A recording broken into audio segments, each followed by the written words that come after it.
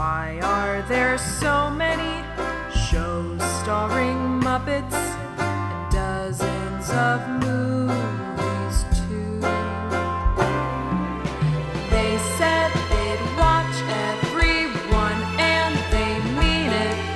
It's something that they've got to do. So now they've pledged you a lifelong commitment. The Muppets, Matthew and Sam.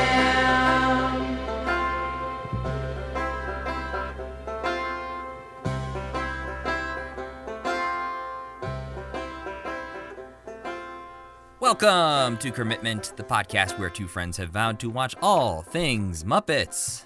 I'm Matthew Gatos.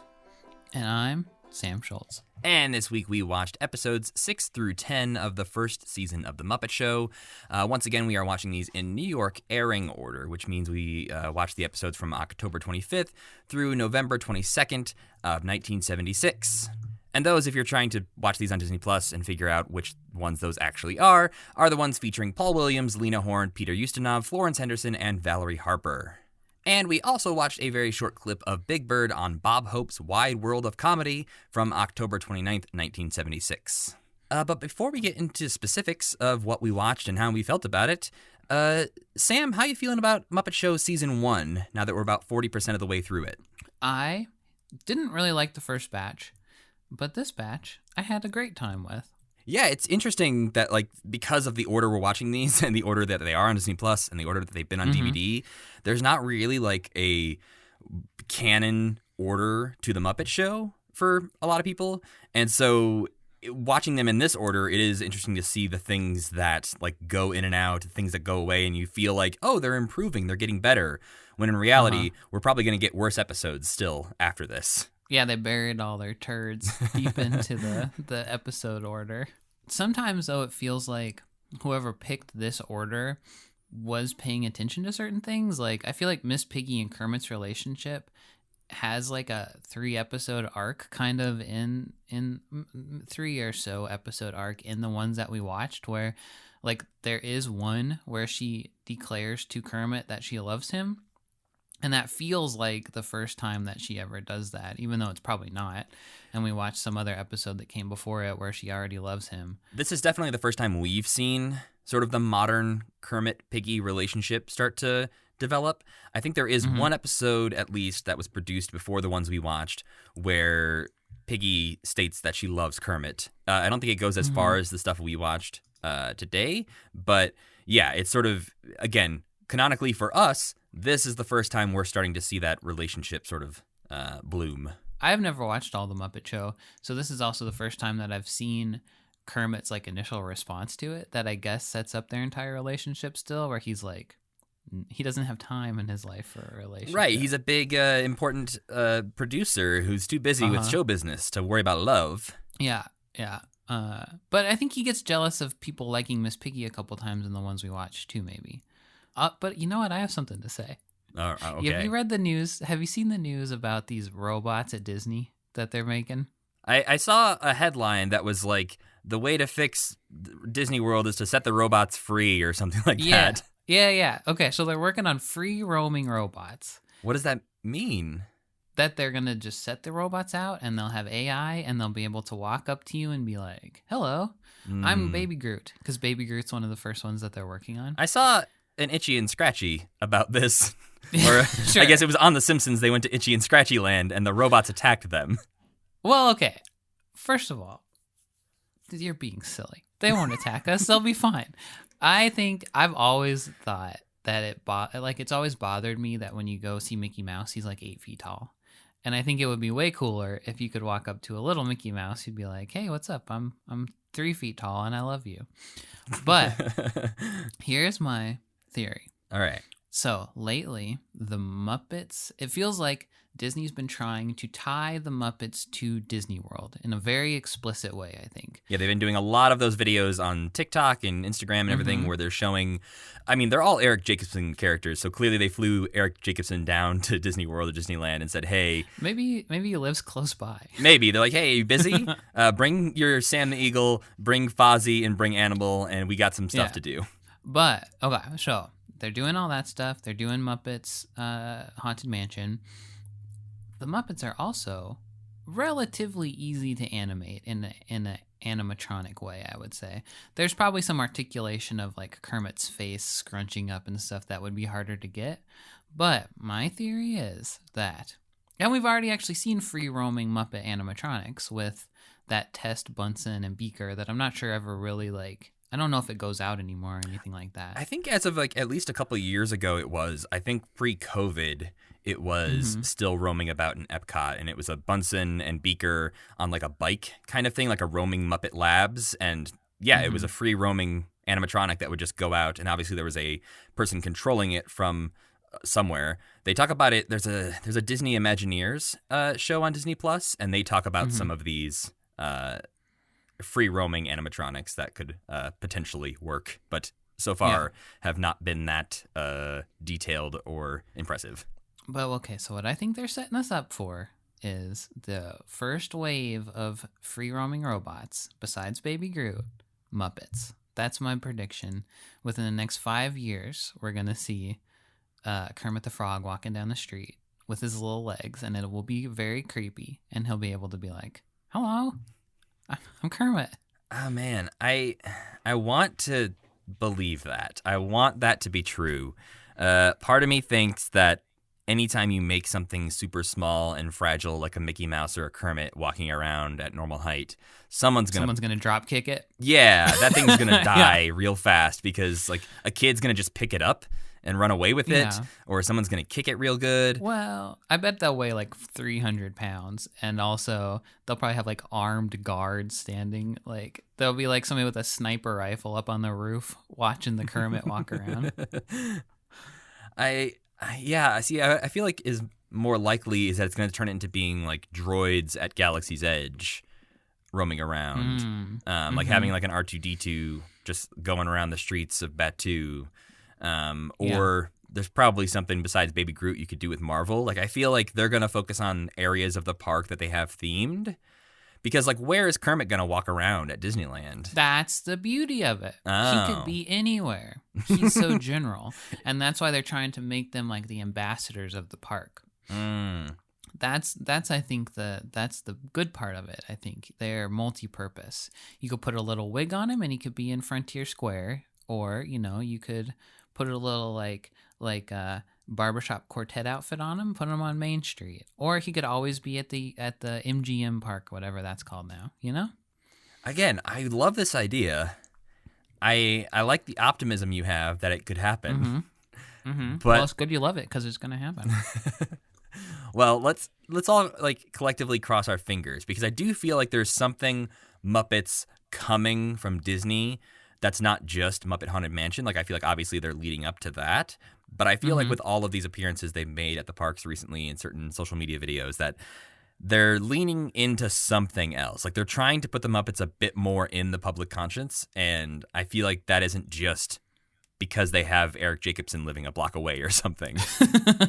Well, okay. Within 5 years, there will be a horrible accident where Fozzie falls on a child and crushes them. He's trying to do his balancing on one leg Marcel Marceau impression and falls on a small child. See, I think it's interesting that they have had essentially real Muppets at Disney World before. They had them performing the Great Moments in History song at Disney World. And they had real puppeteers performing them out of windows, like lip syncing to the actual performers' voices. And I feel like that was a perfect use of them. And I think even that has gone away now. So I think part of that is because they wanted the Kermit voice to no longer be Steve Whitmire in the parks. Right. But I think there is probably a way they can bring them in. I think, honestly, we would see an animatronic Kermit or Ralph or something maybe incorporated into a ride of their own before we would see them just like free roaming. Although now in my head, the like turning a corner in Disney World and just seeing Ralph like wandering down a street, just like, how did I get here? Where am I going? Like, would it be fun or would it invoke an extreme fear response? I don't know. It would be a very like uncanny valley type thing where you're just like, this is wrong. I should not be seeing this like walking Ralph. An AI Rolf begging you to kill him. Is this what Elon Musk is working on with these AI robots he's making? Is he just making a bunch of Muppets? No, we're going to get a Kermit robot before we get an Elon Musk robot. That's for damn sure. You heard it here first, folks. This is robot news from Matt and Sam. All right, Sam, why don't you go ahead and tell me and the people what we watched this week. On October 25th, 1976, musician and very short man, he was 5'2", Paul Williams dropped by The Muppet Show. The main backstage plot in this episode involves Fozzie and Scooter prepping the famous telephone pole bit, during which Fozzie discovers that he's really good at pretending to be a telephone pole, like so good a woodpecker lands on him, or like a telephone pole man hangs a wire on his nose. Unfortunately, it turns out that the act is Fozzie pretending to be a Polish telephone and not a telephone pole, which I guess he's also fine at. I didn't really understand that part. The other running theme for the night is that Paul Williams is really short, and all the Muppets like to make fun of him for being so short. My completely subjective standout moments for this episode include the opening act, in which a monster sings All of Me while taking his own body apart and presenting the pieces of himself to his lover. I thought that was great. And then there's two big Paul Williams songs that are also pretty great, but I'm sure we'll get into more. Next, legend of stage and screen, Lena Horne is the host. Backstage, Kermit decides to cut Miss Piggy's musical number so that she doesn't get embarrassed too badly by Lena Horne being a much better singer than her. But Miss Piggy thinks that Kermit is trying to protect Lena Horne and not the other way around, and she thinks that that is very noble and attractive until Scooter accidentally lets it slip what's really going on, and then Miss Piggy stomps the shit out of Kermit. Like, really, like, not only karate chops him, but then he falls to the floor and she stomps on him. And she does indeed stomp on him. Yeah. They are instantly very good at making Miss Piggy beat people up. It looks so great. Which is why it's so much weirder that, like, we're still in that era of Richard Hunt and Frank Oz switching off. Yeah. Like, it's so odd that, like, what we've read previously is that Frank Oz and other people were saying that as soon as Miss Piggy started karate chopping people, it was like, oh, we have it. That's her character. We've solidified it. But, like, that seems true in every backstage bit and panel discussion. But then there's other times when it's just like, oh, yeah, Richard Hunt will just do Piggy this time, and it's a completely different character, essentially. I can only assume, completely unfounded, that they filmed all of At the Dance in a day or two. And that's why it's like that. Or like all the veterinarian's hospital, like they set the setup, he did the voice on that, and then a couple episodes in to the individual episodes, like when they were filming the special for the episode stuff, they were like, oh, Frank Oz is way better at Piggy, so we'll switch to him. But maybe no one will notice that we have the different voice. In the very next scene, she will have a different voice. Mm-hmm. But yeah, it's very weird. It's almost like she's supposed to be a different character or something, or like At the Dance just exists in a bubble universe or something. But my completely subjective standout moments from the Lena Horne episode include Kermit doing his first, that we see at least, little yay and like wiggling his arms around when he's introducing her at the beginning. I thought that was very cute. He's very excited to introduce her. He's like very bouncy and like throwing his arms around even more than he ever does introducing anybody else. And I'm like, okay, I think Jim Henson like really was excited to work with Lena Horne because it like is coming through in Kermit's performance. Yeah, totally. I think she just is extremely like legendary. So I guess probably it just felt good to have her on the show, I'd imagine. But yeah, I noticed that same thing. He's very, very bouncy, and he's like singing his part of the song like very triumphantly, much more than usual. There's also a cute talk spot in which Fozzie doesn't recognize Lena Horne, but she recognizes him. And then a really nice moment where Gonzo, who's constantly in need of positive reinforcement, gets a song sung to him after he flops on stage by Lena Horne, which was pretty cute. Now it's November 8th, 1976, and stately British actor Peter Ustinov swings by the show. I read about who he was, and I'm still not really entirely sure. He's just a British guy. And all the Muppets are extremely excited that he's there, so much so that Kermit starts to get jealous, which, to be fair to Kermit, his friends get very personal with their comparisons of Peter Ustinov and Kermit, to the point where Scooter dismisses Kermit just as a mere frog, and this makes Kermit so sad that he wanders out into the woods by himself and sings Being Green.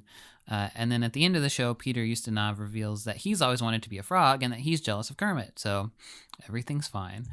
My completely subjective standout moments for this one include basically just Peter Ustinov's general complete insanity. He's in a lot of sketches. It seems like more than the normal guest is in sketches, and he does lots of crazy voices, and he's like physically intimidating, and it seems like the Muppets are like genuinely afraid of him in some parts of it, or that he's drunk. I think he's just pretending to be drunk, but there's a few times where it's like, you might be drunk. Yeah, and if you don't know who Peter Ustinov is, picture Tim Allen in the Santa Claus when he becomes Santa Claus, and that's exactly he's partway through, not quite all the way Santa Claus. Right? Yeah, it's the moments when he's first like he can't stop growing the beard and he's gained some weight. That's what Peter Ustinov looks like. Is Tim Allen halfway to becoming Santa Claus? Yeah, I thought he was Russian. He looks like a big cartoon '80s Russian diplomat, like who'd like thump you on, just like a big boisterous fella. After that, Kermit's old friend Florence Henderson pops in, and their old friendliness makes Miss Piggy jealous, so she overcompensates by being extra affectionate to Kermit, much to his consternation. Between her and a troublesome all-pig acrobatic act, Kermit gets very mad at pigs in general, makes some unfortunate pig-based jokes, and gets karate chopped. My completely subjective standout moments for this one include the fact that Florence Henderson comments that she and Kermit have known each other for a long time. I thought that was sweet. Yeah. Because they'd known each other forever. Yeah, we saw them together on the Mike Douglas show, and they, I think, appeared together on the Today Show as well, because Florence Henderson used to be a host on the Today Show early on, and we never watched any of those clips because we couldn't find them, but I'm pretty sure that they've interacted quite a bit. Also, this episode has Coddleston Pie in it, right? Is Yeah. that one? And that song is, I think, one of Jim's favorite songs, and also will be sung at his funeral. So that was a kind of standout moment for bittersweetness that will happen in the future. And also between this episode and the Lena Horne episode, Piggy was on a roll in this one. So that was a standout to me too. I liked Piggy in these. Finally, on November 22nd, 1976, Valerie Harper, star of TV's Rhoda, a spinoff of The Mary Tyler Moore Show, was the host.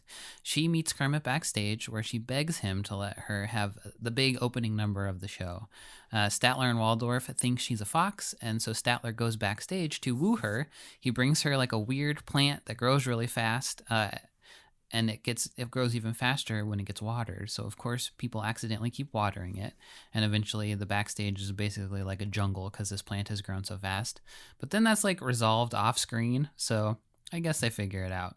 My completely subjective standout moments for this one include the backstage plot in general, which was very ambitious, even though it kind of fizzles out at the end, and a very good Rolf and Sam duet where Rolf makes Sam say tit a million times, and that was great. I like that a lot. We also watched the clip, as we mentioned already, from Bob Hope's World of Comedy, a special that aired in October of 1976, which was basically just a short, kind of stilted, scripted interview between him and Big Bird, where they insult each other a lot and are just kind of mean to each other. And it's most notable to me for the extremely strange ending in which Bob calls himself a graduate cum laude of Ding Dong School. I thought that was just a funny thing to say, and I don't understand what it means. I don't know. I want to talk about the Bob Hope thing first because I don't have a lot to say about it, and I feel like we can just get out of the way. I think that is a sign of exactly how I felt about this whole thing, because most of it is just weird, random jokes back and forth where they're insulting each other, and most of them don't land. It almost feels like the cue cards are out of order or something like that. Yeah, or like they went out there trying to remember their lines and they both forgot some of their lines, and so they're skipping sections of their conversation, or like trying to say the punchline first that doesn't line up with what the other person just said, and there's like a lot of miscommunication, it feels like, happening, but the audience does not care. They are laughing at everything. Yeah, I mean, I guess it would be exciting to see Bob Hope and Big Bird, but it's not good. No. Even for Big Bird, like, you can tell Big Bird's reading off of stuff, which I feel like generally Big Bird is very off the cuff and doesn't feel like that. But maybe he was a last minute addition or something. Yeah, it also is this thing that I think happens, more so, I guess it kind of happens all the time now that I think about it. Whenever Big Bird is appearing on something like outside of the world of Sesame Street, he suddenly ages up a lot. Like he's no longer that like 5-year-old that he's supposed to be on Sesame Street. He is making references that a 40-year-old would make. And he's like Baby Herman from Who Framed Roger Rabbit. Yeah, exactly. Like as soon as you get him off set, he's just like, "Hey, what's going on?" Yeah. And yeah, I think that sometimes is like a little. It throws me off, and I think we see it now. He's like on Weekend Update and stuff on SNL. But I think like looking back at the 70s, it's like such a specific kind of comedy that Bob Hope is doing that to see Big Bird sort of fall in line with that of like making fun of Bob Hope's nose and some of these other references that they try to shoehorn in, it just feels out of place and not like Big Bird.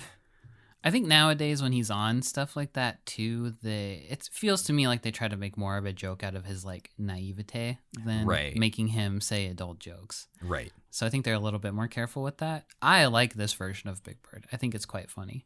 Or like when Grover or any of the Sesame Street Muppets, or like Bert and Ernie, they're all like that. And I think that's a very funny like expectation versus what they're actually talking about. Well, I like it a lot, too, and it usually works with Big Bird, and I think it works really well with characters like Elmo, where they go on a show and the host is prepared to interact with this naive, childlike character, and suddenly they just start, like, owning the host. And they're busting like, on him, yeah. Yeah, that's great. And, like, those moments are great, and I think why this didn't really click with me is because those jokes are all missing, and they're both trying to sort of just, like, make jokes without a setup, and I think it just didn't really, I don't know, it doesn't gel in a way that lets Big Bird get one over on Bob Hope, because Bob Hope is also trying to get one over on Big Bird at the same time.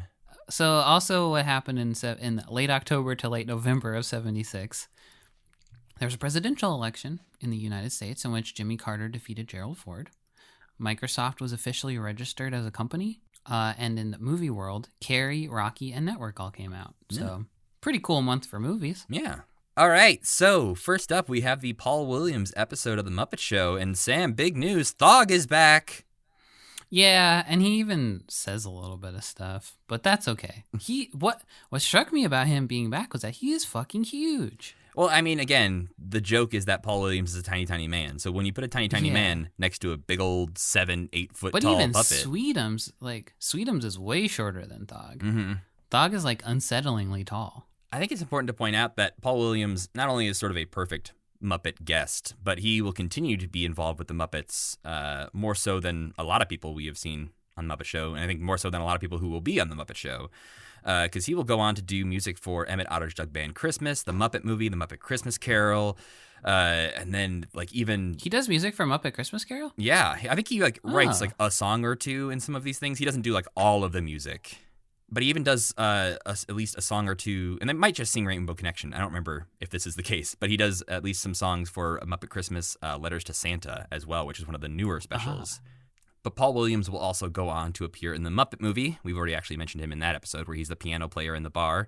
He'll also be in a bunch of other things like Letter to Santa and The Muppet Show Live and Muppets Go Hollywood and, a bunch of things. So he's not going away anytime soon in the Muppet world. And one of the things I thought was interesting when I was looking up Paul Williams is that even though he plays a piano player, he cannot actually play the piano. Really? Yeah. This guy who hell? like writes these amazing songs for all these Muppet things and mimes playing piano in multiple things does not actually know how to play piano. Are you serious? That's what I found in my research. Oh my gosh. That's like the first thing I would describe him as. Yeah. Is like a ragtime piano player, like goofy guy. Just from the Muppet Movie, I guess. But I think there's an next episode of Dexter's Lab that he's in where I believe he also, in cartoon form, is playing piano. So the lie runs deep. He really wants people to think he plays piano. We're here to expose him. Paul Williams, you want to defend yourself, come on the podcast. We're play calling piano. your ass out, Paul. Yeah. He was actually just recently on the Muppet History podcast and their 4th episode. Oh. So if you want to go listen to a recent chat with Paul Williams talking about Muppets, he was on there. One thing I wanted to mention before we get into the specific sketches here that I thought was interesting, comparing this batch to last batch, and again, this is just like sort of a coincidental thing based on the episodes we're watching and in which order. Mm-hmm. We see the small, weird audience a lot less. I think we only see them like once or twice in this whole batch. So the theater doesn't feel quite as small and weird as it did in our first batch of episodes. And then also, there's no veterinarian's hospital segments in any of these episodes. Yeah, that's something that sticks around for the whole Muppet Show, basically, though, right? I believe so, at least for a few seasons. So it's just, I think, a weird coincidence that we didn't get any in this batch. But it is, if you're thinking about watching this when it was coming out and seeing like At the Dance and The House and all these segments that don't last past the first season, but like seem to be the main segments that are getting featured every single week, like Wayne and Wanda. Yeah. It's interesting again that like Veterinarian's Hospital did not get featured because we just we get to watch the worse segments. But also Muppet Labs, that one pops up in this one. That's for the true. first We do time get to ever, see too. in the Paul Williams episode the very first appearance of Muppet Labs and kind of the first appearance of Bunsen Honeydew outside of we saw his head dancing in the background of an episode last time. He's in the audience sometimes too. I saw him in one of the audience cutaways. Yeah, I think one of the things we'll be talking about this week that at least I have in my notes is the limited amount of puppets they currently have and how they use them. That bothered me a lot this time too. But we'll talk about that when you're ready to talk about it. First, let's talk about something that I know, based on your subjective description, you loved, and I know I loved as well, is the All of Me song that starts off this episode, where we have one puppet singing All of Me and singing about giving his heart and his eyes and his lips and everything to his lover. And while doing this is peeling off his lips, his eyes, his arms, his body, etc. And He's shoving all them in gone a box. by the end of it. He shoves his head in the box at the end, and then he's just gone. Yeah, and I think this is such a clever use of puppetry in a way that we have not. We've seen versions of this, both I think with the Whatnot Muppets of taking things off of faces and also with the black suits on the puppeteers to hide certain things. But this is a perfect sort of marriage of those where I watched this a few times to like really understand what all was going on, because at one point, which I think is like the first really impressive part, when he's giving his arms away, he just like pulls his arms off, and then you see that he still has hands that are floating there in the air. Floating Rayman hands. Yeah, exactly. And I think that's where I was like, oh, okay, more is going on here. And then he peels off his body and his head is just floating there. And I'm like, oh, okay, they did a really good job of hiding the puppeteer in this. Yeah, it kicks so much ass. And it's like something that they would have done on a late night talk show like 15 years ago or whatever. It fits in perfectly with that kind of thing. Yeah, absolutely. And it feels like it's a good setup for both this episode, but also this batch. It's just like, okay, we're remembering what the Muppets are. We're still doing these fun talk show bits. And I guess like also a really simple idea, like it's simple, like a deceptively simple idea that also you could only do with puppets. So it's kind of like the perfect Muppet skit, in my opinion. Yeah, and I think that's something that we'll see for years throughout the Muppet Show and everything else, is that a good formula for a Muppet sketch is to take a song and remove the metaphor from it and make it literal. Yeah, that's true. Like, that's the perfect formula to work with puppets, is you take a song that says, I'm going to give you my lips, my heart, whatever you want. And it's like, okay, well, clearly we're going to have this puppet give the other puppet its lips and its heart and its eyes. Yeah. And I like the set dressing, too. It has, like, this vaudeville frame on it. I thought that was, like, a neat way to make the Muppet Show feel like actually what it's supposed to be, like a vaudeville thing. That I don't think they really do that much, but I thought that was an interesting choice on their part. Yeah, especially because so often Jim Henson and other people around Jim Henson would talk about how they use the TV camera and the screen as the frame, so that way like they wouldn't need a puppet theater to show their work. But this is the exact opposite of that. We are getting them in a frame within the frame of the TV screen. And I don't know if it's to hide some of the puppetry tricks that are going on or what it really is, but it did seem a little out of place, but I didn't mind it. It must be to hide the bottom of the box he's throwing himself into or something like that. I don't know. But there was some reason for it, but it also was just kind of cool. Yeah. And a great way to start an episode. Mm-hmm. What did you think of the running gag throughout this episode, the telephone pole bit? I had to read it. I had to read the transcript of it to understand what the fuck was going on. Oh. So they're doing the whole backstage thing. Scooter has this great idea, or like this old school joke he wants to do on stage with Fozzie. So Fozzie's practicing doing it, and to practice, he's being a telephone pole. It's called a telephone pole, but he's got to pretend to be a telephone pole. And then at the end, what does he say? At the end, Fozzie's out there dressed like a telephone, and then Scooter comes out and says, "Hey, what's your name?" Right? Yeah, that's when he says, "My name is Mike Osnowitzki." Yeah. And that's the moment where I was like, oh. Because as a person with Polish family members, the moment I heard a last name ending in ski, I was like, oh, I get it. Yeah. He is Polish. I didn't get that. I had to read why that was a joke. Which I think is fair. I don't think we hear many Polish jokes these days. No. No. So, yeah, the whole concept is that he's a telephone pole, as in a Polish telephone. Who is Polish. Yes. So I didn't get what... Was it supposed to be also a joke that he was practicing to be a telephone pole and he just didn't get what he was doing? I don't think Scooter intended that. I don't think Scooter was trying to trick Fozzie. Okay. I think Scooter just assumed Fozzie knew the telephone pole bit. Fozzie also just looks completely miserable in that little costume, too. Well, he did such a good job of being a telephone pole He really backstage did. that when he's made to be just a telephone with a Polish last name, Yeah. he's deflated. I do like how much they all hate Scooter so deeply. Yeah, I don't think Scooter has really proven his worth yet in the Muppets. He will eventually. He'll become the stage manager, and he'll also contribute some very good sketches to the show. Yeah. But as of right now, Scooter is still kind of worthless They're backstage. treating him like complete shit. Yeah. Then the next one was another really good thing, I thought. So it's an old-fashioned love song, and Paul Williams is sitting, listening to the radio, just singing the song, and you're like, oh, boring. But then the chorus starts, and a little version of him pops out of the radio and starts freaking out and running around. And then as it goes on, more and more little hymns start coming out of the radio, and then like a whole jug band.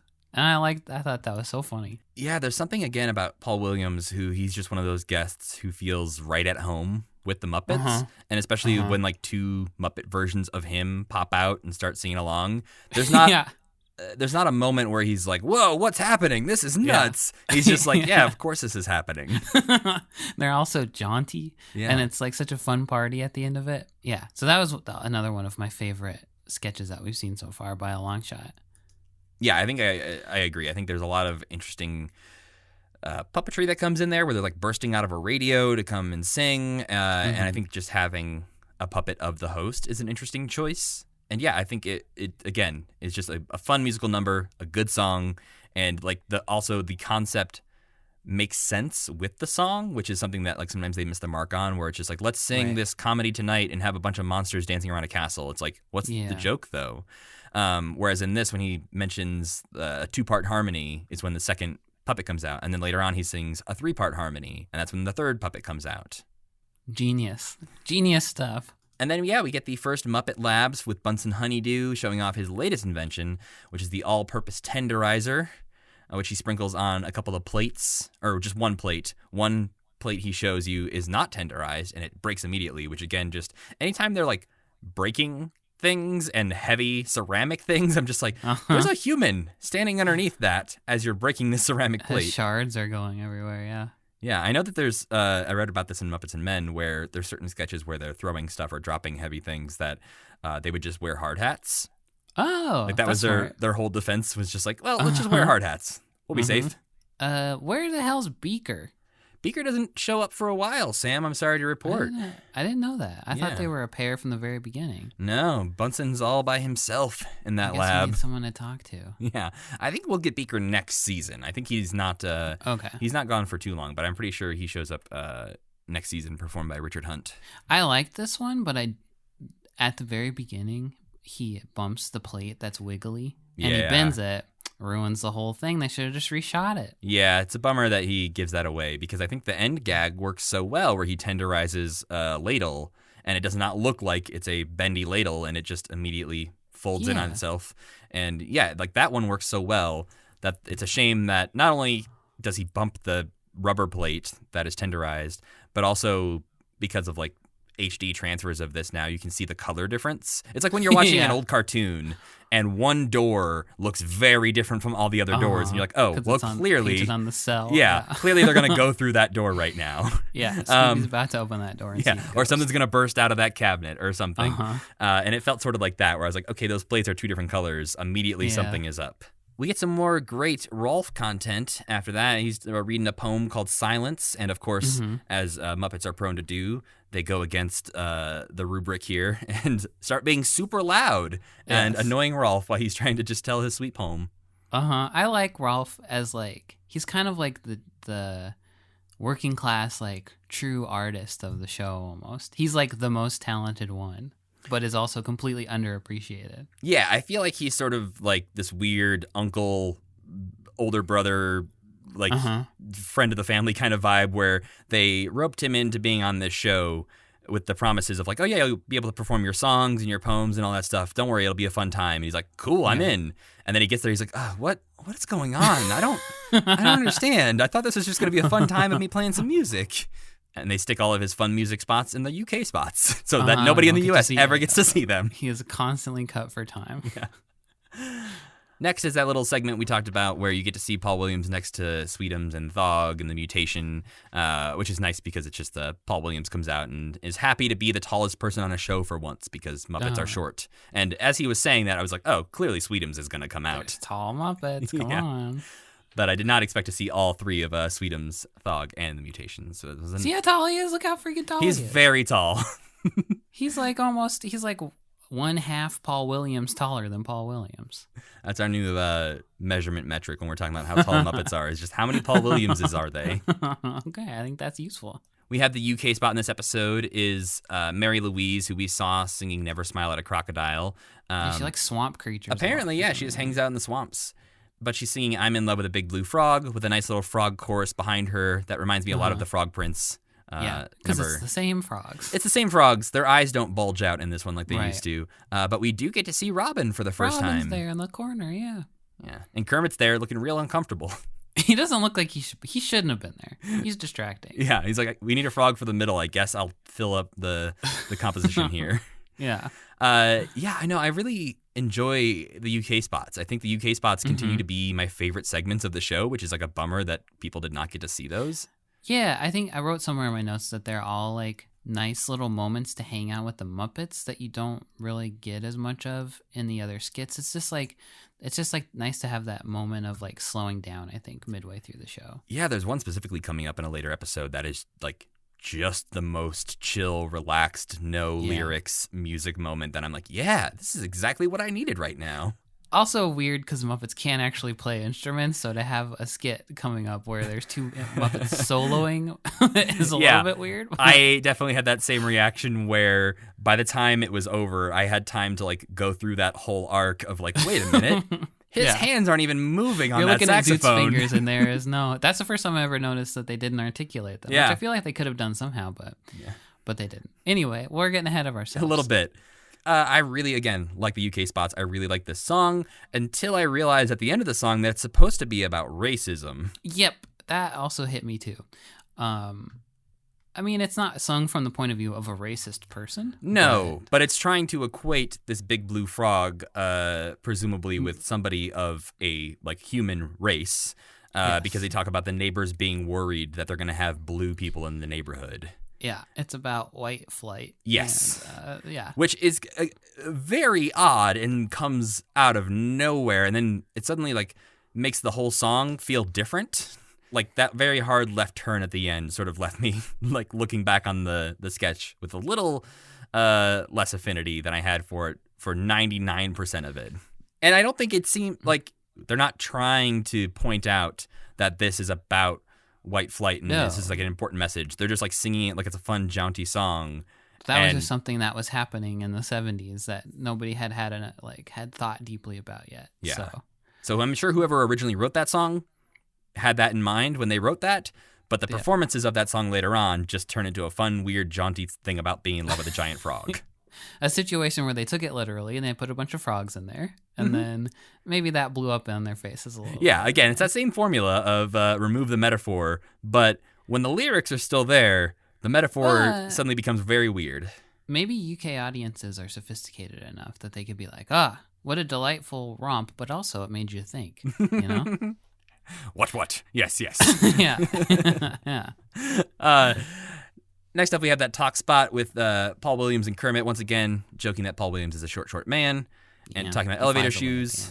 Yeah, he shoots him into the air. String. You can see the string on him before he goes up in the air, though. Yeah. Sorry, HD TV.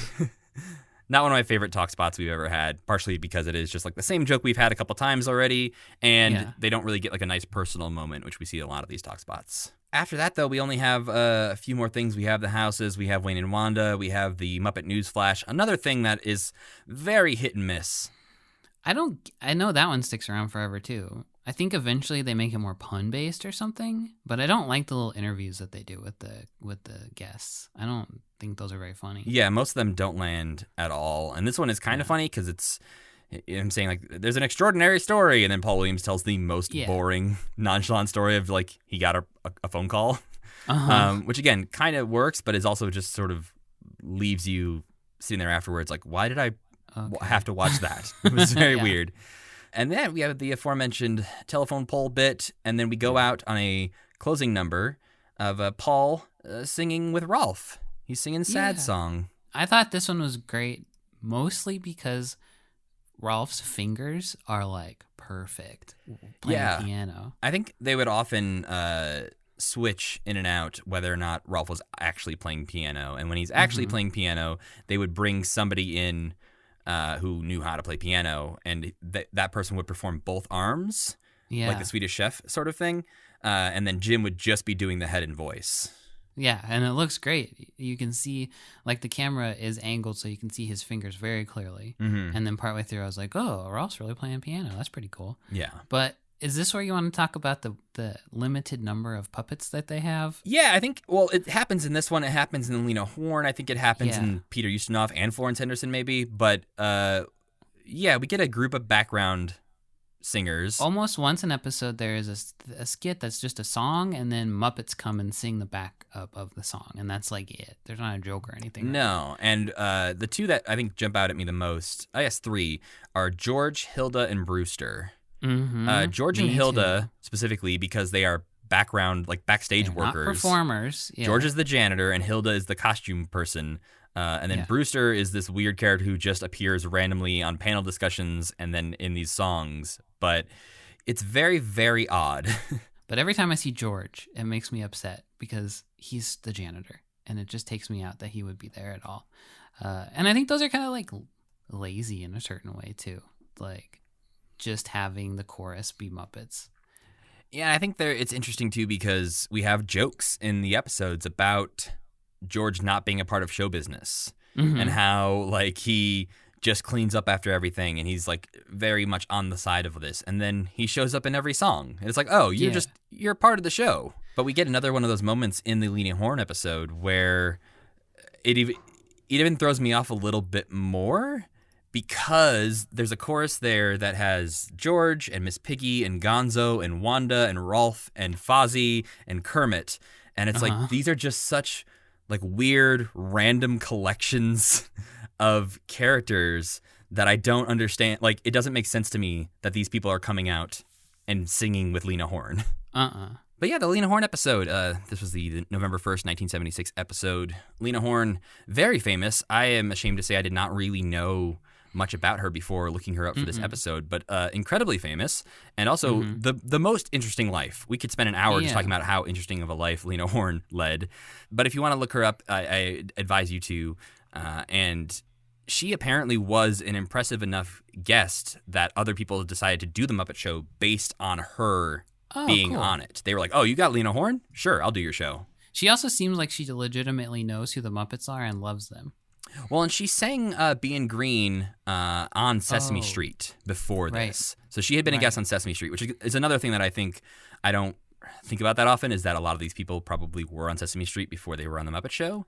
That's kind of funny because it makes it feel like they're doing Kermit a favor, like specifically Kermit and not just Jim Henson. They're like, hey, I know you from that other more popular show. I'll come to your little show.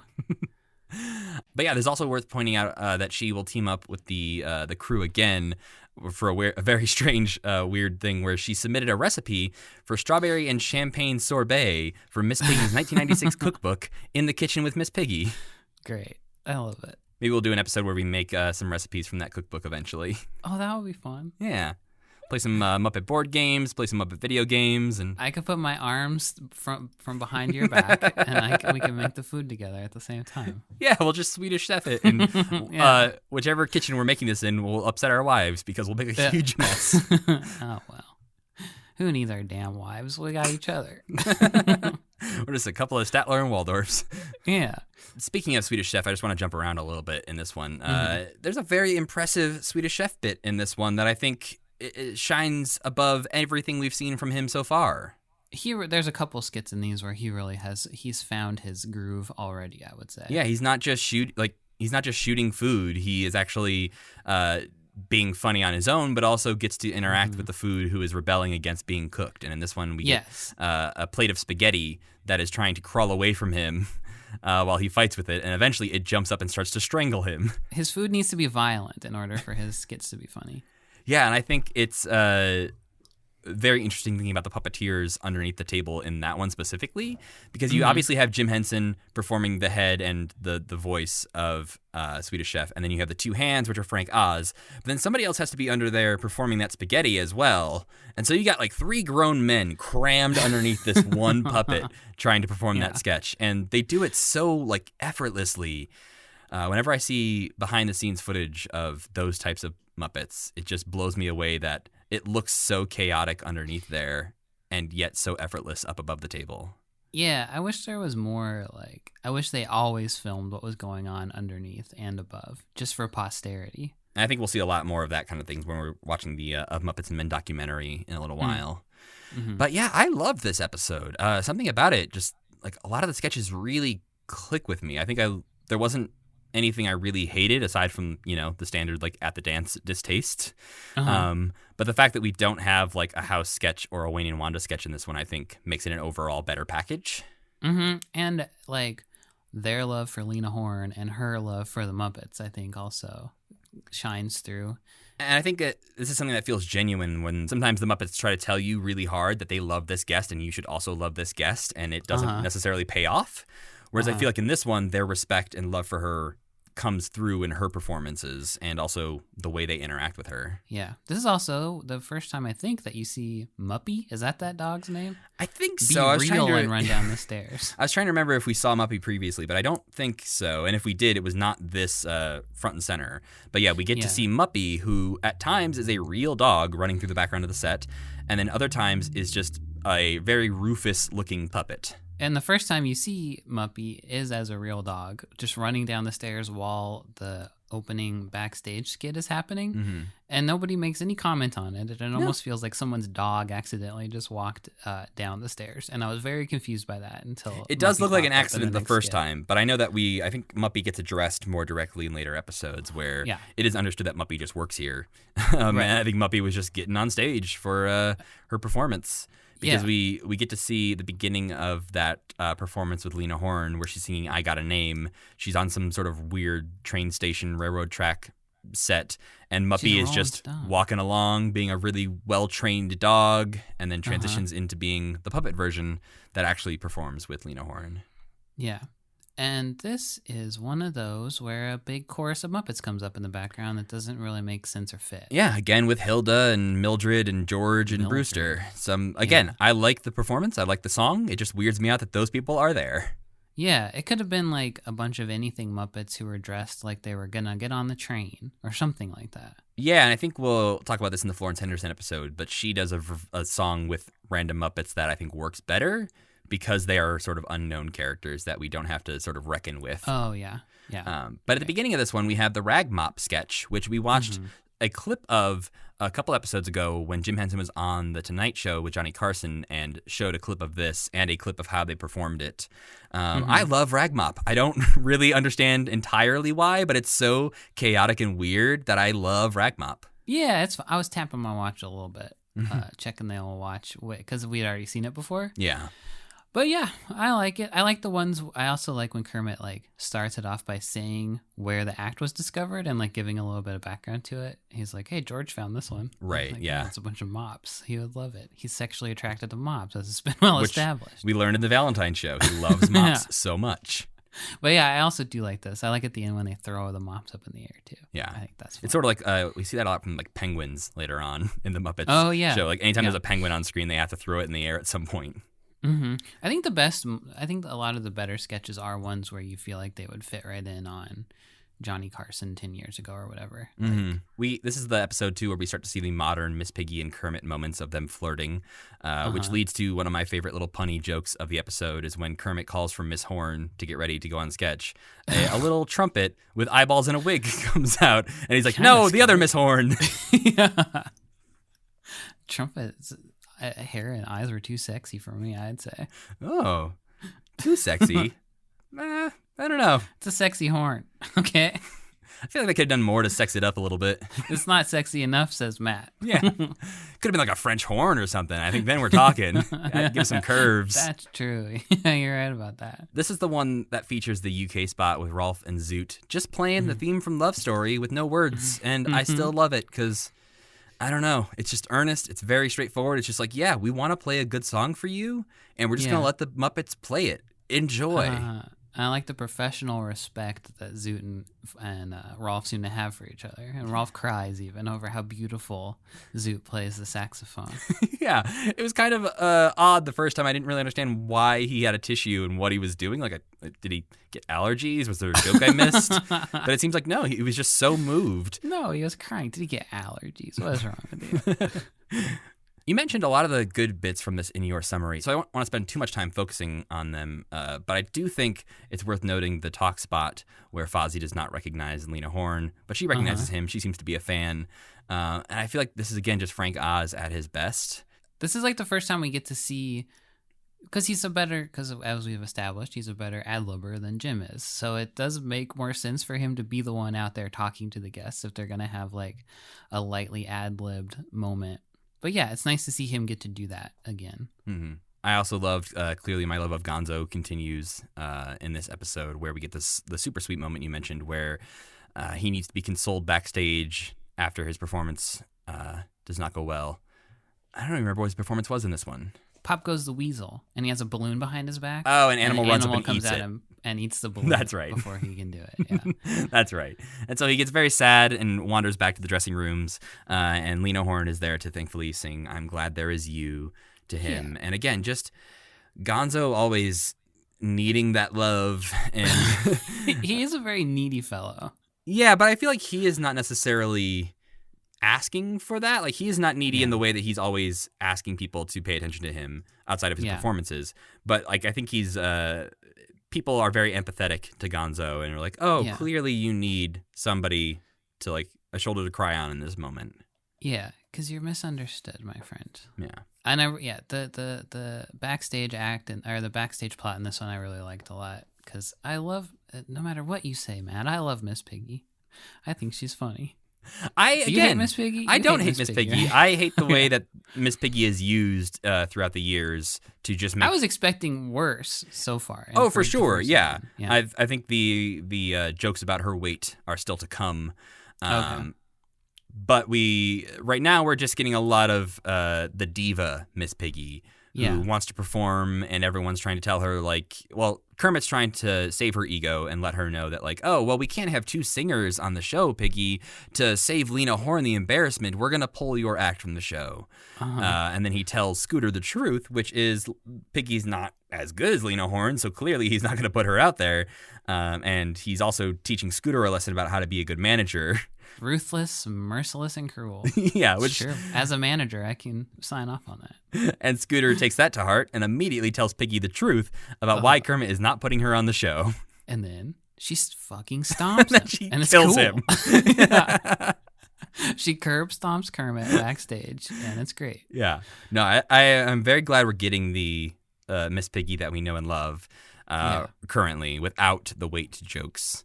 I think it's impossible for her to do the hi-ya without me laughing so hard. For some reason, I think it's so funny when she does that. Even when you, like, know it's coming. Because every time. Yeah. She's going to hi-ya somebody every time. But, yeah. Great. They know what works. Yeah.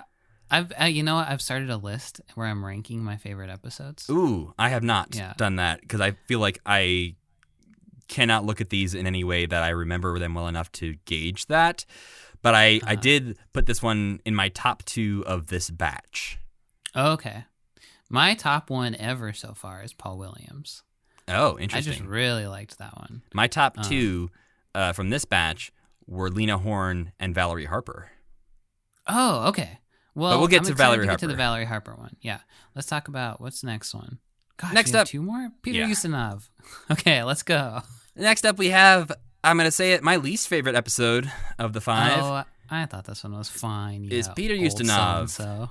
I hate him No, you monster! I thought he was great. I know, I heard that in your little wrap-up thing, and I was like, I have never disagreed with Sam Moore about something, I don't think. I thought he was so funny. Oh, I hate him. I like how he started off being kind of like, why am I here? And then by the end, he was like zanier than all the Muppets were. And they were like, buddy, you got to dial it down a little bit. Yeah, see, to me, this felt like a guy who had his gags that he did on his own comedy things and was like, I'm just going to do that near Muppets. And if it doesn't work for you, it doesn't matter because I'm still just going to do the same thing I do everywhere else. I wrote very few notes about this episode because of that, I think, because most of his bits I just sort of glossed over and was like, nope, no thank you. Yeah, I wrote a lot of notes, but they were all just like, oh, this is funny. So there we go. I think some of the things that I'll mention my standouts real quick so we can like sort of see where we align on some things. One thing I like is that they're talking to Peter and Kermit are having a conversation, and Peter mentions that his dressing room chair walked away, and Kermit was like, oh yeah, that's a Muppet. Anything can be a Muppet, which I like that concept. They even mentioned that the Hat Rack is a writer on the show. And the Hat Rack even receives a writing credit in the end credits of this episode, which sure does. I think is very smart and clever. Other things I liked that had nothing to do with Peter Ustinov there's a sketch where Svengali is transforming his assistant into a bunch of random cool puppets. Man, that was great. I liked that a lot. And there's so many very cool puppets that I'm like, no, I want more time with that weird thing where she's like a planter or like different monsters and things. That was like so incredibly well done. And obviously very simple, but the puppets were really well designed. And the other two really big like redeeming things for me with this episode were the UK spot, obviously. Miss Piggy sings, sadly, she sings, hey, won't you play another somebody done somebody wrong song. That song title is very, very long, and I know I said it wrong, but you know the song I'm talking about. But she's apparently very sad about Kermit not loving her, it seems. I suppose I didn't read that into it, but you're right, because she does get sad at him earlier, huh? Yeah, and so that, and then obviously we have Kermit singing Being Green at the end of this, which, again, I enjoy anytime that's going to happen. But was he supposed to be outside by himself, or was that part of the show? Yeah, it was weird because it seems like he's sort of singing Being Green because he's sad and because everyone likes Peter Ustinov more than they like him. But like Being Green isn't like, I don't know, that song isn't about that necessarily. Well, it's about starting off feeling bad about yourself and then kind of coming to terms with it by the end. A little bit, but not really. It felt like a bit of a stretch to sort of connect those dots of just like, oh, yeah, I'm just a frog. Well, I'm going to go sing a song about being green and why that makes me sad. I also think Kermit, so far, is kind of a giant baby. He's so emotional. This one is a little weirdly out of character and in a way where there was moments I didn't believe about the backstage plot in this one where everyone's saying how great Peter Ustinov is and how nice he is to them and all these things, and like, that's fine. But when Kermit goes back at them of like, Scooter, for instance, is saying something about like, he says, I want to be just like Peter when I grow up. And Kermit says, last week you told me that you want to be like me when you grew up. And I'm like, I don't believe that for a second. No. I don't think that conversation ever happened. That. And you wouldn't be proud of him saying that either, Kermit. You'd be embarrassed. Yeah, if he said that to you last week, he was probably like, oh, yeah, whatever. Go get me a coffee. You hate him. So, yeah, I think the backstage plot for me, one, doesn't work because I don't believe that Peter Ustinov is great, and they keep telling me he's great. And rude. And two, that it does just seem out of character for a lot of the characters to be just the stories they're telling, what the Kermit is saying in response to them, just none of it really sounds true to me. Okay, fair enough. I liked it. Damn, he really does look like Tim from the Santa Claus. What is his name? Tim Allen. Not Tim Allen. Yeah, no, he does look a lot like Tim Allen as Santa Claus. I noticed it in that robotic politician bit specifically. Yeah. Like you could do like a deep fake face swap thing and not notice. Well, let's move on, shall we? To an episode that I kind of didn't like that much. Oh, interesting. The Florence Henderson episode is what you're currently referencing. Tell me why you didn't like it.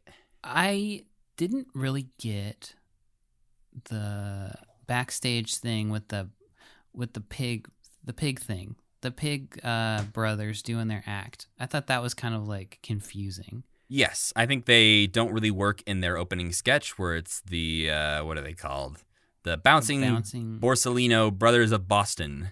Yeah. They fall through the stage and break the stage in the beginning, and then they keep trying to do their performances throughout the whole show, and it wasn't funny at the beginning, and it's not really funny as a running gag. No, it takes too long, and for the first time they do it takes way too long, and it's not funny. And then they do it a couple other times, and it just doesn't look like they're doing anything, and it's also not funny. Yeah, the only good payoff to that is like at the end we get a really stacked up high, tall version of that puppet where they're like on each other's shoulders. That looks impressive and cool, but it was not worth everything we had to go through to get there. Yeah. And then I didn't like her song that she sings because there was basically no Muppets in it. It's a very butterfly song. Yeah, I think this episode starts off really rough. It's like the choice of sketches and the order of the sketches is very weird because it starts off with the pig sketch. Then we get the talking houses, which is the brother house is on the 10 most haunted list. Ha ha! But then we transition into the elusive butterfly song, which is a very weird song about like love is like an elusive butterfly that you have to try and capture. But while this is being sung, she's walking through a weird white forest where she keeps disappearing and reappearing.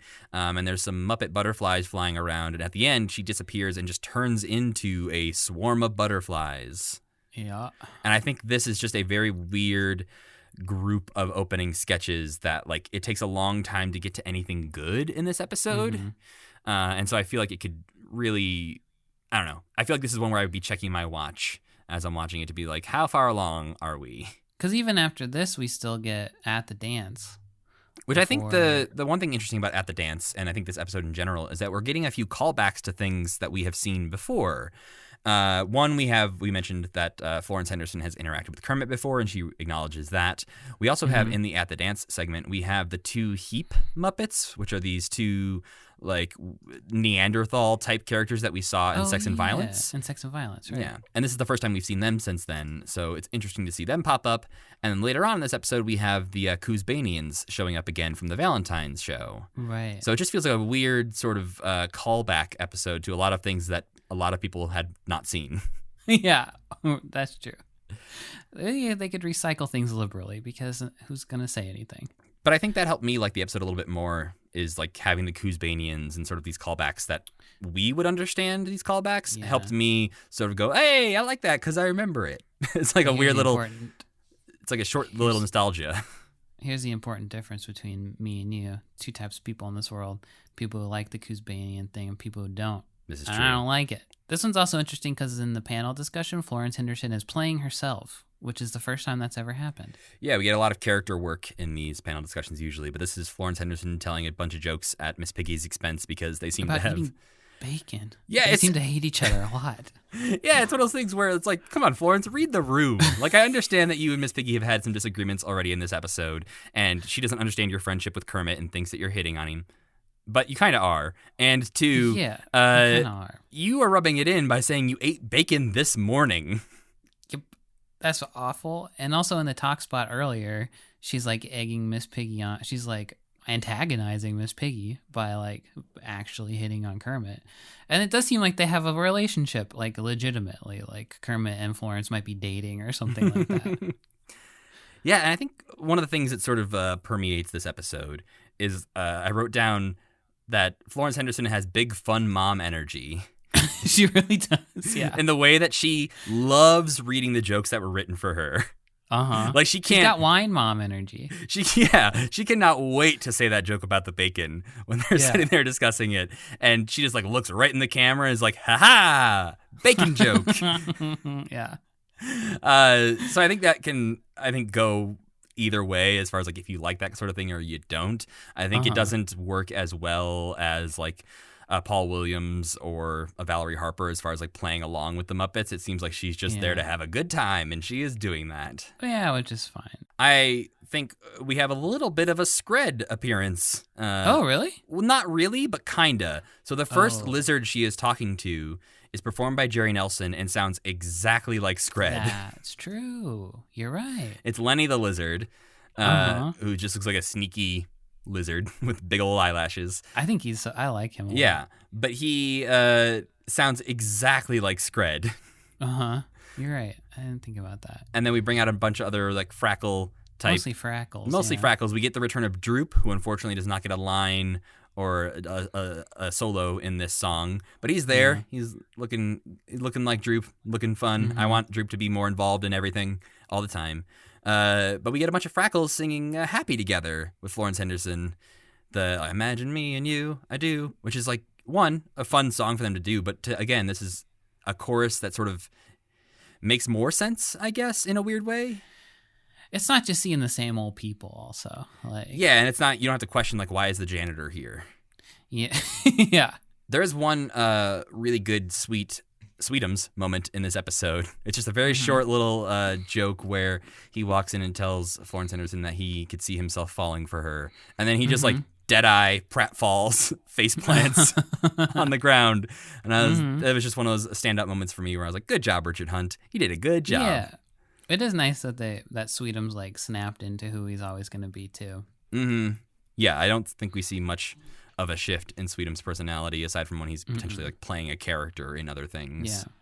Yeah, he's a nice little addition to the cast. Yeah. But then the last thing we have is the Coosbane sketch, which you do not enjoy. I enjoy a lot in the Valentine's show.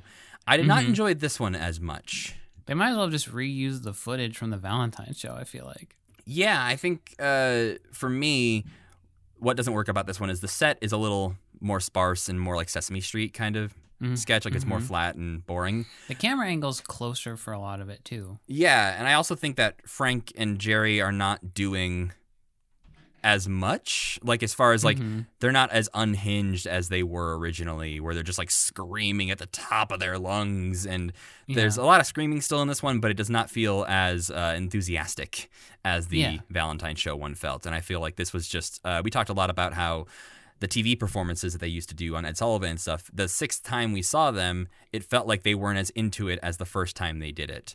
And this sort of felt like that happened the second time they did it, where it was just like, oh yeah, the first Coosbane was original and fun, and now they're just like covering the greatest hits. We got to fill up 4 minutes, so I guess let's do this again. Yeah, and then lastly, we have the Valerie Harper episode, which again was one of my favorites of this batch, and I think it's because there's a lot going on here that is very different from anything else we've seen, and also very different from a lot of other season 1 episodes that we will continue to see.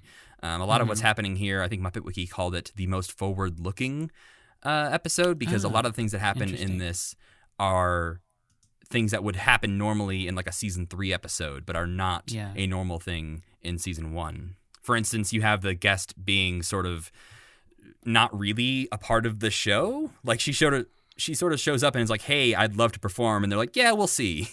I thought that was weird, and I thought it was weird. So the thing that I really liked this one, but there was just like a few choices in it that made me think too hard about what was going on. Like the fact that she does her opening number backstage, yet the audience can still see her doing that opening number backstage, and then Statler and Waldorf directly respond to that number.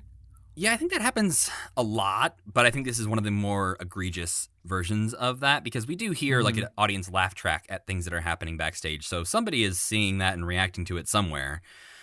But this one particularly, she wants to do this big opening number and she's auditioning for it. And like you said, Statler and Waldorf react to it.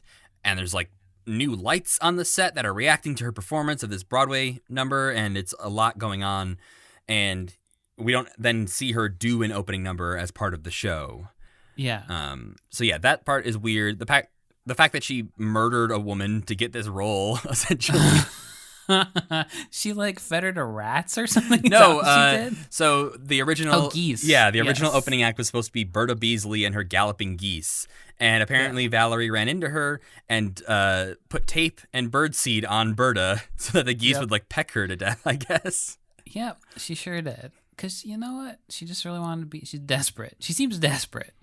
She does, which again, I sort of like that because I think we've talked about how the Muppets work best when they're sort of desperate and underdoggy. And I think in this you have a guest who's playing the underdog, and the Muppets are also underdogs because like we have the plants taking over the stage. Like Kermit is rushing around trying to figure out and solve problems.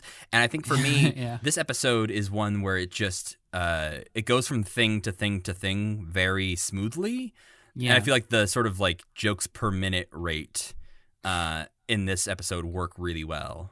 Yeah, they really do cram a lot in because you have to like cover why Statler is back there. And I think this is a standout performance from Richard Hunt as Statler. Like, we don't obviously get a lot of personality from Statler and Waldorf. They're usually just like cracking their jokes. But bringing Statler out of the box is one interesting choice. But then Statler is very charming and interesting and canonically bi, it seems. Yeah, I thought that was interesting too. He went on a date with Lionel Barrymore. Yeah, and then also wants to dance with Tarzan. Yeah. At the end. But yeah, we have there's a joke in here, which I recently went around Twitter of people sharing it, where Statler is naming a bunch of people in Hollywood that he went on dates with, and Kermit's like, "You went on a date with Ethel Barrymore?" And he's like, "No, Lionel." And it's like, oh, all right, good for you, Statler. Cool. Yeah. Yeah.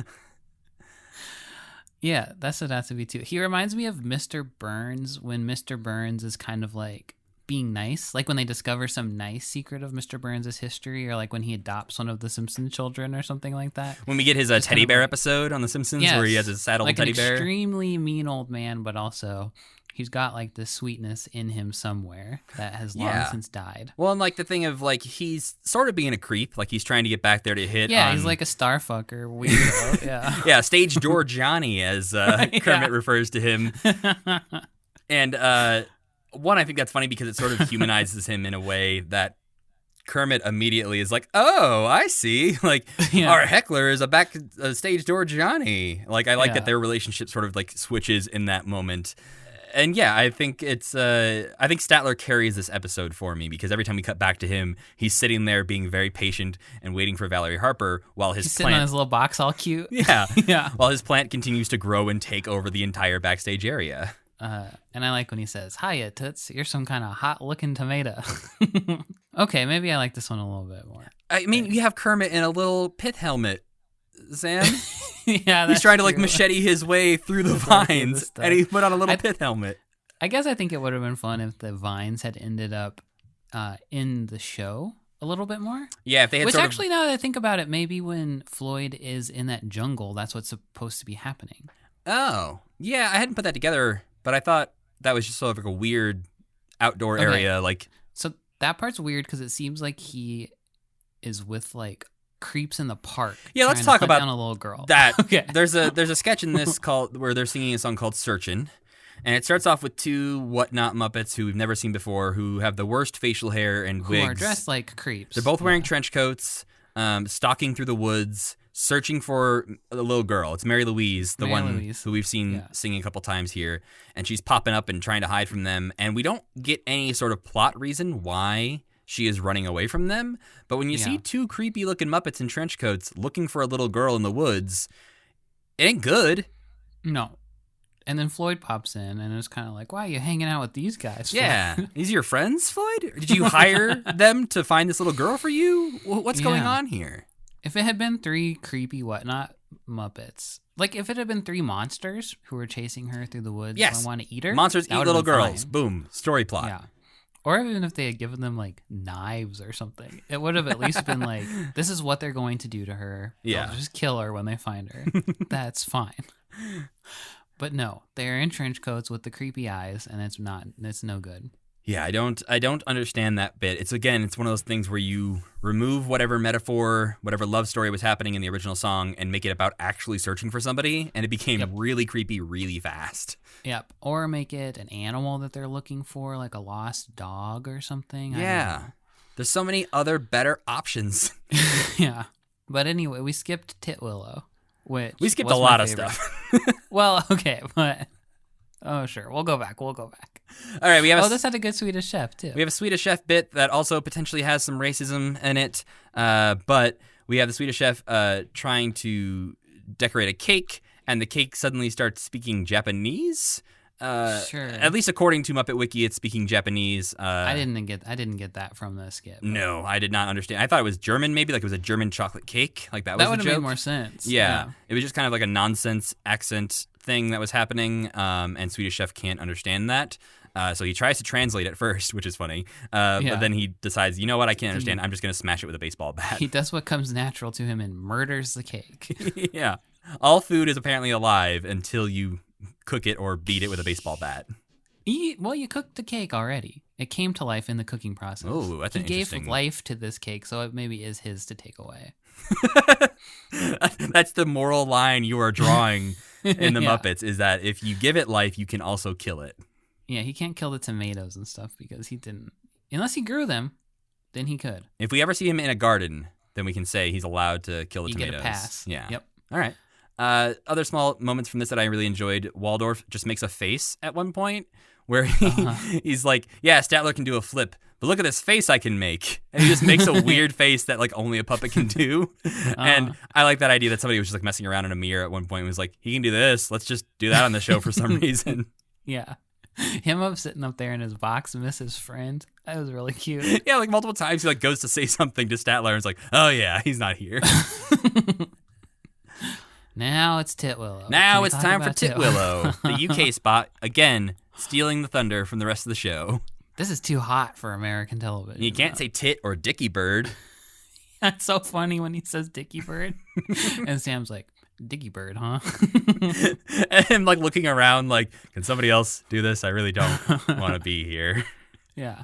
So they're singing some song from some old musical called Titwillow. Which is apparently done usually in a racist yellow face performance as part of the Mikado. I can't remember what the Mikado. Yeah. Was like a well known for being extremely racist because it was all white actors playing Asian roles and doing horrible accents. Thankfully, that is not coming in this sketch. And I think if you know that about the original performance, this maybe sits differently with you, like the fact that the Muppets are even choosing to do this song. Yeah. But there is nothing, like if you did not know that, none of that is coming through in this performance. They are not trying to do any sort of like offensive accents or performance at all. It's really just comes across that Rolf is trying to trick Sam into singing about tits and dicks.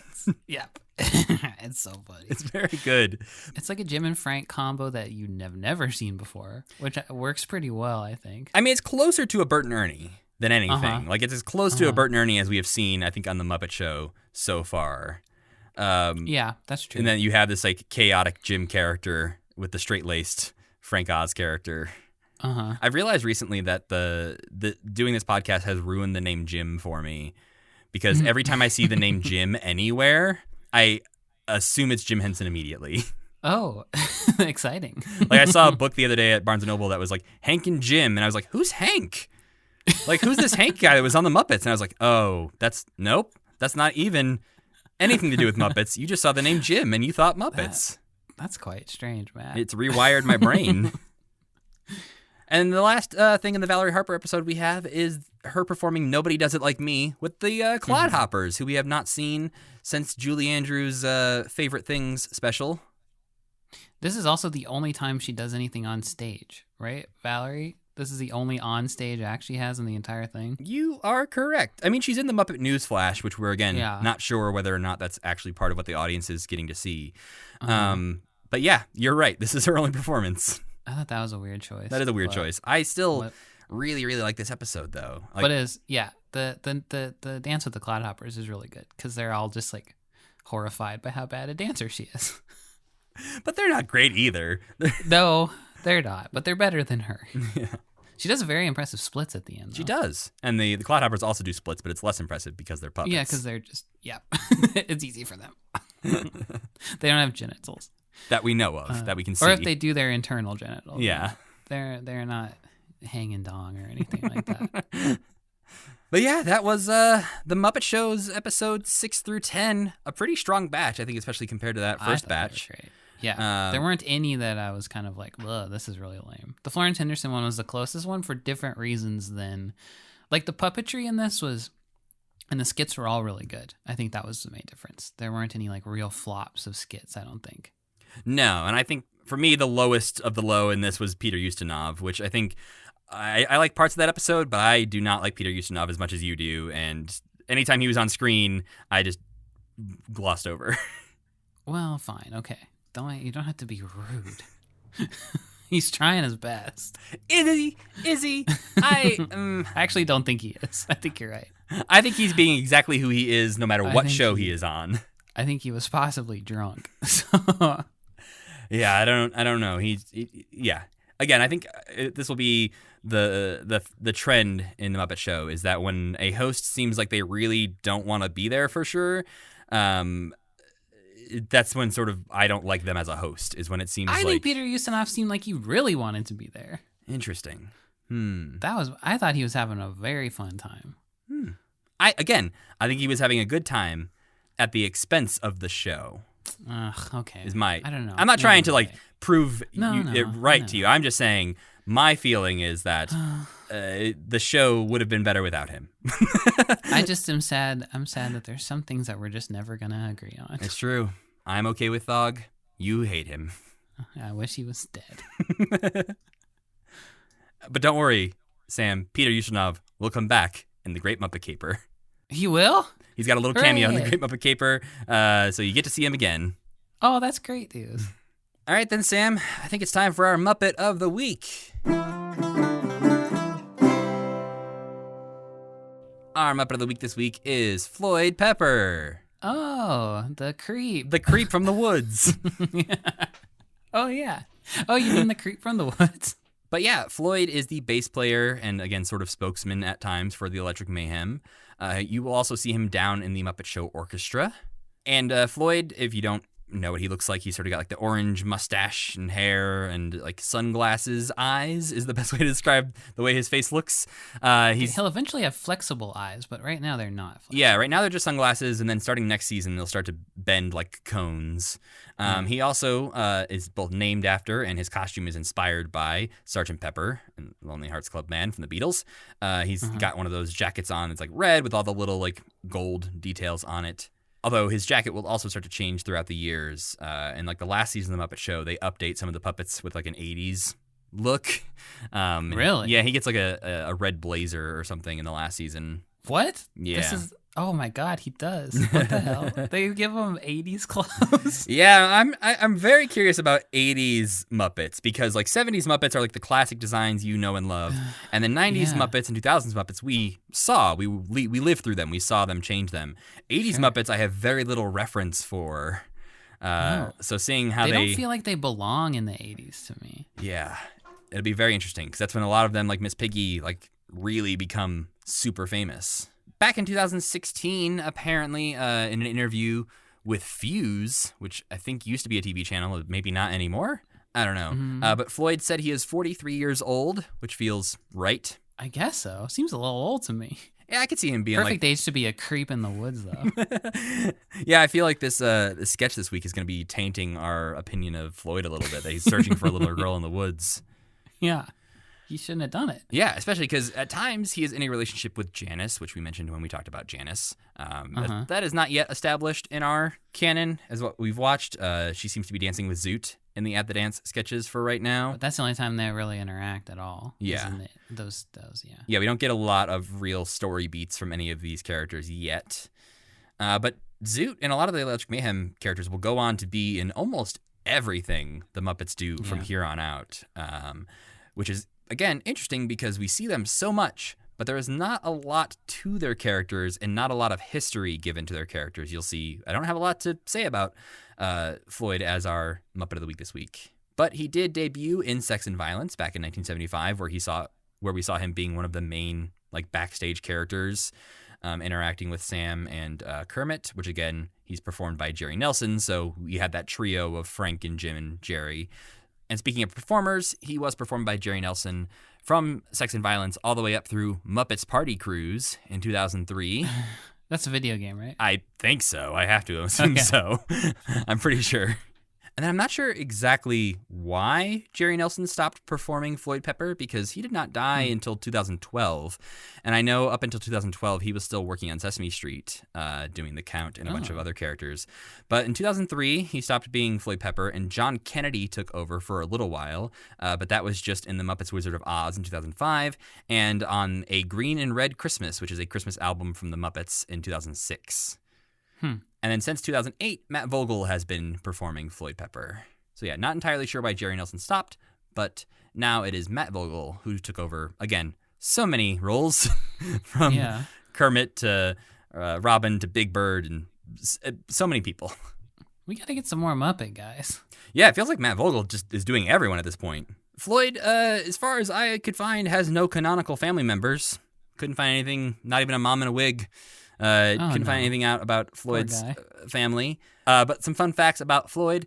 At a Museum of Television and Radio seminar in 1992, Jerry Nelson was talking about Floyd, and he said, I always thought of Floyd as a character who had probably been a beatnik first, and then he was into jazz and poetry, and then he probably went along with the chase into rock and roll because he needed a job. He drew a line. He drew the line at punk, as I probably did myself, I think. That's why I can relate to Floyd. I guess because he's all those things. So that makes sense. Jerry Nelson just sees himself in Floyd, of this guy who moved from beatnik poetry and jazz into rock music because he needed a job. I don't think that's off base because he looks like somebody who shouldn't be wearing that outfit. Like, he doesn't want to wear that. He wants to wear hippie clothes more than he wants to wear Beatles clothes. Yeah, and if he's friends with people like Dr. Teeth and Zoot and Janice, like, they seem way more hippie than what they perform sometimes. Yeah, that's true. And yeah, we've talked about Floyd's eyes, how they're little weird hollow things from here on out, pretty much. But in Sex and Violence, he had those weird, like, spirally eyes. I thought those were cool. I keep looking to see if he has them in the Muppet Show stuff. I don't think they come back ever. I think he just had them in those one little moments. And then the last little thing about Floyd that I found that was interesting that has actually nothing to do with Floyd is on Disney Wiki, which is similar to Muppet Wiki, but doesn't have quite as many details about the Muppets. There's one comment on Floyd's Disney Wiki page. And all it says, it's from July 21st, 2014. It says, "Excuse me, but can you please tell me Floyd's phone number?" No. I think this person wants to maybe, like, call Floyd and date him. I don't know, like, what's going on there. Maybe looking for an interview? I don't know. Deeply misled, though. Yeah. But yeah, do you like Floyd well enough to want to give him a call? I would call him. He seems okay. He seems like a nice guy. I think he's a little boring, but I do like that he's like the one who's seems like the best friend of everyone else in the Mayhem. He is the nexus at which they all meet. Yeah, he is definitely the most approachable of the Electric Mayhem. If you're gonna need to talk to somebody from the band, like, you're gonna communicate with Floyd because he's the most rational one. Yeah, and Janice is too high. Yep. And Zoot is always high. Zoot is also too high. Dr. Teeth would like play hardball and just lose the gig because he'd be too much of a dick. Yeah. And Animal is insane, and you can't talk to that guy. No, he's barely a guy. He's just literally an animal. Yeah. But I like that he's like Animal's dad. I think that's cute. He keeps him in line. Yeah. And he's just like the only one that they all talk to. I can't imagine Dr. Teeth talking to Janice, really, but but I guess he must at some point. I don't know. Yeah, it is interesting that, again, I know this changes and we'll see more examples of this, but like Floyd is sort of the only Electric Mayhem member that we're seeing personality come from in this first season. Like, we haven't seen Dr. Teeth much at all outside of singing, and then we see Janice playing other characters, and then Animal just being Animal. But yeah, Dr. Teeth does physically threaten Mildred in one of the episodes we watched. Oh, that's true. There's an At the Dance segment where he does threaten to at least hit, if not beat up, Mildred.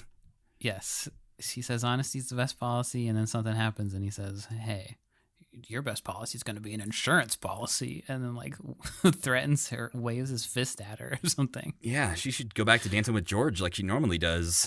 But if I had to give old Floyd some stars, I'd give him 50. I don't know who else has it in that range of stars, but he seems top. He's one of the good ones, but I mean, not enough to be. You've only ever rated things out of 5, so that's a lot. Oh, fuck. Oh, no. I got the 60-star rating. I thought I was you. Oh, no. I'll give him 3.5. I feel like he also gets I'm going to say 49 because I know I gave Sam Eagle 50 and I like Sam slightly more than Floyd. So Sure. Floyd's going to get 49 out of 60 stars.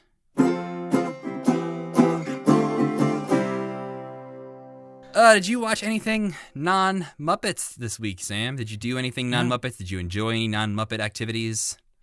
I watched a ton of stuff this time. Oh, what'd you watch? I watched Annette, that musical, the Sparks musical, you know. Oh, yeah. It's got Kylo Ren in it as he's singing. It's not good. I don't like it. I think it probably is good in like an egghead way that I just didn't understand, but not my favorite. The one thing I watched that I really liked was Jellystone, the HBO cartoon starring all of the Hanna-Barbera characters like Yogi Bear and Huckleberry Hound and Yacky Doodle and Augie Doggy and Doggy Daddy, all your favorites. But it's like harkens back to like cartoon era, Cartoon Network, like Dexter's Laboratory style comedy. And it's a bunch of characters that I genuinely do love because I grew up watching them on Boomerang and Cartoon Network because I'm old. So they were still on Cartoon Network when I was a little kid. It's also an idea that me and my little brother had a long time ago where it's like, oh, what if they all lived in the same street and they had adventures together? Then the Looney Tunes show did that idea. And then this show did this idea. So every time I watch it, I'm just like, my heart is just like in pain because I would love, that's like my dream show to work on for some reason. It does. The art style of it seems to click very well with your art style. Oh, it's so cute. And some episodes aren't very good because, there's like 50 episodes, 11-minute episodes basically. But there's some, especially the ones with Top Cat, who's the guy from Reno 911. What's that guy's name? Tom Lennon. Yes. Those ones are so freaking funny. Yeah, no, I've watched the first episode and I really enjoyed it, and I just keep forgetting to go back and watch the rest. Yeah, the first one is one of the weaker ones, I would say, and it gets the Yogi, Boo Boo, and Cindy, who are the doctors, are not my favorite. I like when they're not being doctors better because they're funnier. Because Yogi's just like a trash man who like bowls all the time, and him and Captain Caveman are like, and Boo Boo are like best friends, and they're like total louts basically. But the Top Cat gang ones are so funny, I think. Yeah, I enjoyed. I think it's the first episode that I watched where it seems like a sort of normal cartoon, and then all of a sudden, at one point, Yogi gets an insatiable hunger and starts eating literally everything in town. He eats everyone in town. Yeah. Yeah, and I was like, oh, okay, this gets very surreal very quickly. It is definitely like those 90s and early 2000s like Cartoon Network cartoons, which is great because that is how old I am. So it appeals directly to the child in me. How about you? What did you watch? The only thing I really watched this week outside of Muppet Show stuff was I watched the documentary Zappa on Hulu, which was directed by Alex Winter from Bill and Ted. Oh, weird. Yeah, but it's just a documentary all about Frank Zappa. It seems to be like the quintessential documentary on Frank Zappa and his life. Is it new or old? It came out like last year, I think, a year or two ago. Oh. And it's a very good documentary about somebody I don't really care that much about. Mm-hmm. My feelings on Frank Zappa is that like I've never really been a huge fan of his music. Like I understand the reasons why people like it, but it has never really clicked with me. And I think he comes across as kind of a controlling jerk at times. Yeah. In this, and that he doesn't give a shit about the people who work with him. The one thing I will say is that, one, it is a good documentary, so if you'd like Frank Zappa at all, I think it's worth checking out. But also, there were times, and I think it's just because of the nature of doing this podcast, that I found myself sort of comparing his life to Jim Henson's, because they're only a few years apart in age. They both died younger than they should have.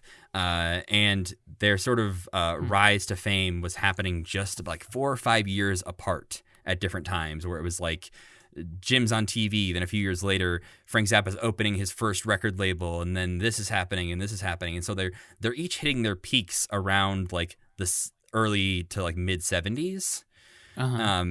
So much so that I was like, I wonder, did Frank Zappa ever do anything with the Muppets? Because it just seems like the timing would work out. He's weird. It seems like it would all work out. And it turns out, no, he never did. But he was apparently on somebody's wish list for potential Muppet Show guests hosts. They had, I know Jim had everyone put together like a wish list of like who they would want on the show. So he was on somebody's wish list to be on the show, but they never got him. I mean, the Beatles, I think, were like also on that list. So there were a lot of people on that list that didn't happen. Jim could smell that they would clash because they were both too similar. I think they have a lot of similarities in their like perfectionism and the way they are sort of cold to some people. But I think Jim Henson had much more of a heart of gold than Frank Zappa did. Yeah, Jim Henson at the end of his life seemed like turned into universal peace on earth man that maybe Frank Zappa did not. No, Frank Zappa seemed like, I mean, the difference is like Frank Zappa wanted to run for president at some point because he sort of had this ego about him that he was the one who could solve all the problems. Whoa, really? Yeah, he pursued running for president at one point. And now I'm looking at the monkeys. I'm surprised the monkeys and the Muppets didn't do anything together. That would have been fun. That seems like a pretty straightforward one-to-one idea of just like, okay, we got some monkey puppets, toss them there. Yeah, the whole show would write itself. Yeah. Oh, but that's everything I watched this week. We watched all a bunch of Muppet Show, and guess what? Next week, we're watching more Muppet Show. We're doing it, folks. I'm into it. I like it. Turns out I like the Muppets, Matt. Whoa. Dropping bombs here at the end of the episode. But yeah, we'll be wrapping up 1976 and moving into 1977 as we watch episodes 11 through 15 of season 1 of The Muppet Show. Again, the order we're watching them in, this will be Candice Bergen, Bruce Forsyth, Harvey Korman, Charles Aznavour, and Ben Vereen. It is so wild to me that the Juliet Prowse episode, which was the first one they produced, has not been watched yet. I am dreading that one. Yeah, that and the Connie Stevens episode are the two first episodes they made, and we have not seen them yet, so they're really trying to bury them later on in the season. But before we go, we need to thank our friend Tuna for creating the music for this podcast and Cassie Wilson for singing our theme song. You can follow the podcast on Twitter at CommitmentPod, and you can email us at mail@commitment.com. And you can follow me on Twitter and other places at Matthew Gatos. And I'm at Slam Schultz. And as always, keep believing. Keep pretending.